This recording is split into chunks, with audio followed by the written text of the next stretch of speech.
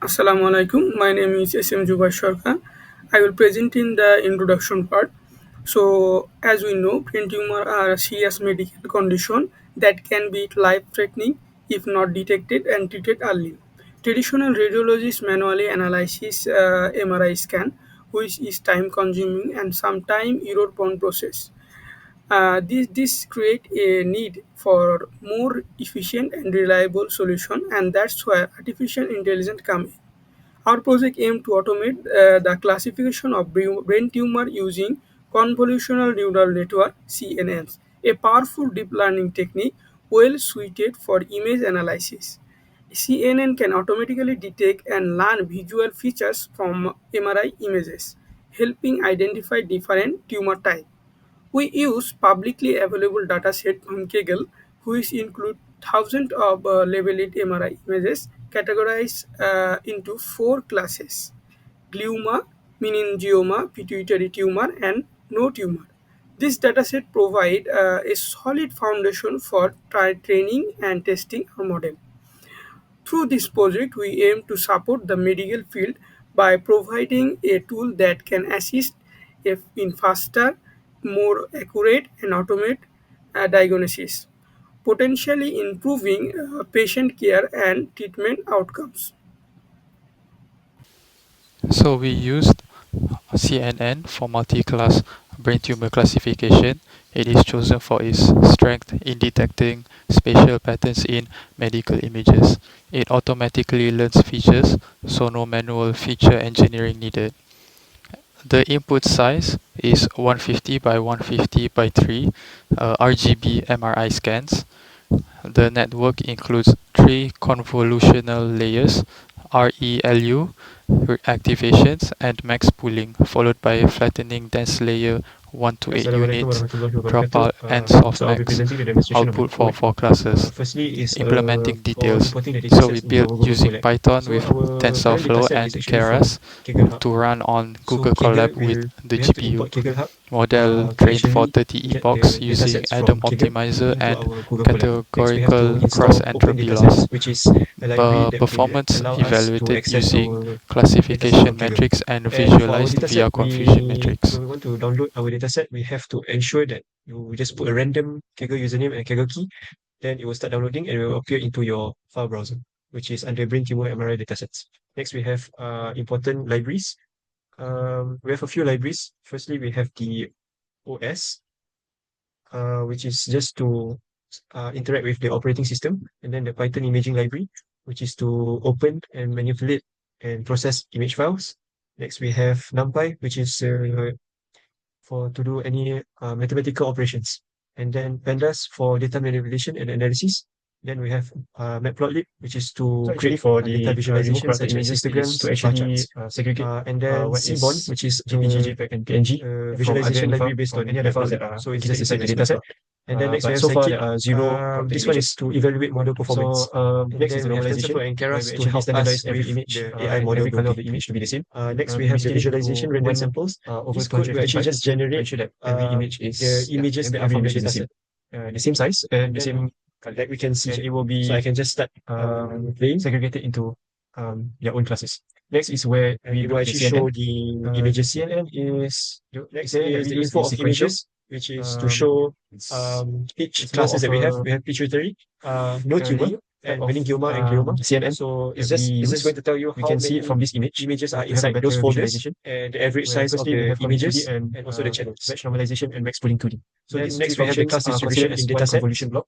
But this one is just to distribute will have the data set according to for the first block there will be 32 filters, and then we remove there will be 64 filters, and the last block will be 128 filters. So the 32 filters means that it has 32 different scanners, meaning that they are trying to detect a unique pattern in the image. And then when it goes into 64, meaning it will detect much more complex patterns. And then when it goes into 1 to 8 filters, then it will try to detect any detailed features like the tumor shapes or texture differences. So that will help a lot with the classification. So Conv2D is acts like it detects the basic shapes and edges. And then for the batch normalization, it uh, it ensures that the data is clean and stable, and then the dropout is preventing it will prevent overfitting. the flattened and dense layer, which we will see at the end of the three convolution blocks. It is like a decision maker who will take all the gathered information and decide which tumor type the image belongs to. Then next is the training model. This part it will take quite a while, usually around 5 to 6 minutes if you use the GPU to help. If you use the CPU, it will take quite a long time. So we run around 30 epochs, and so far from there we are able to gain around 91.3%. So the range is usually above 90%. After training the model, I, the reason I wouldn't run the training model because it's too long. So I'll just save and then can load again. So load the training model and then evaluate.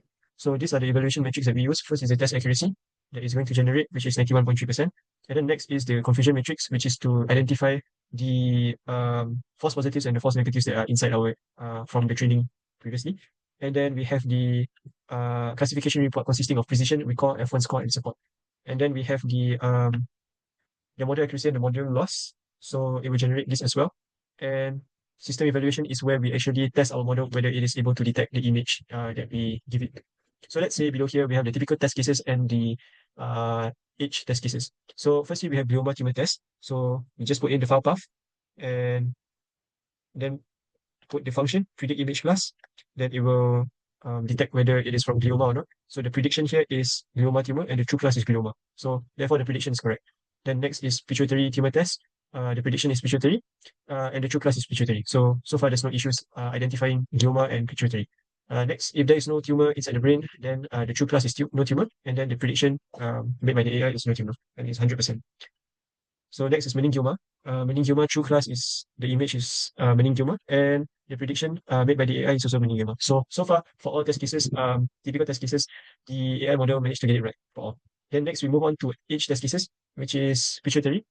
This one is taken from another website, not inside the dataset, and I imported it into the dataset.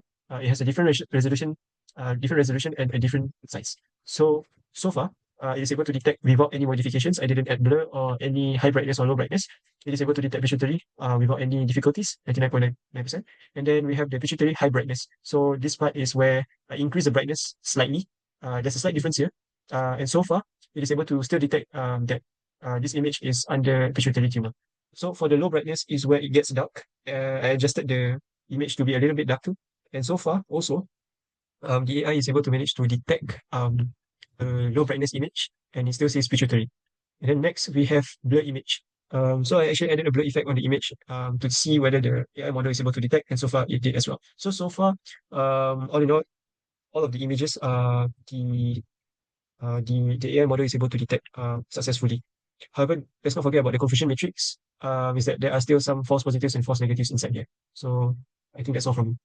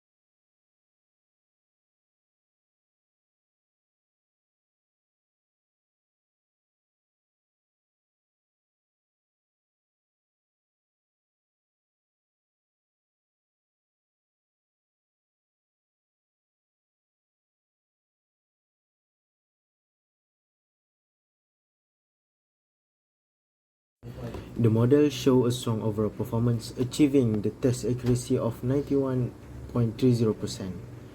From the graph, we can see that training accuracy steadily increased and reached nearly 99%, while the validation accuracy peaked around 85% and then fluctuated slightly.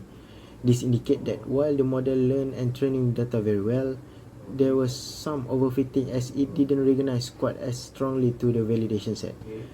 The training loss dropped close to zero, but the validation loss remains somewhat inconsistent after the initial drop, which support this conclusion. From the matrix, we can observe that meningioma tumors are often misclassified as no tumor or pituitary, while other classes are predicted more accurately. For instance, 49 meningioma samples were incorrectly labeled as no tumor. In contrast, no tumor and pituitary classes show minimal confusion, which support their higher score in the classification report. So our model have several strengths, which is high overall accuracy in classifying brain tumor from MRI scan. Our model also effectively distinguish among four tumors categories. It also automatically learn features from MRI image using convolution layer. It also demonstrates the potential of deep learning in medical image analysis. It's also flexible architecture that allows integration with other advanced techniques. Despite its strength, the model exhibits certain limitations. A key issue is the class imbalance, particularly the underperformance in identifying meningioma tumors. This suggests that the model may be biased toward more prevalent classes in the dataset. Additionally, while basic data augmentation was applied, the model may still suffer from overfitting due to limitation variety in the training data. This implementation impact the model generalizability across different patient group and imaging condition. So, in conclude, we developed a CNN model that classifies brain tumors into four types and achieve 90% of test accuracy. It performed well for glioma, pituitary, and non-tumor classes, but a little bit struggle with meningioma due to class imbalance and visual similarities. For further improvement, we plan to balance the dataset, apply stronger data augmentation, and use pre-trained model like ResNet 50.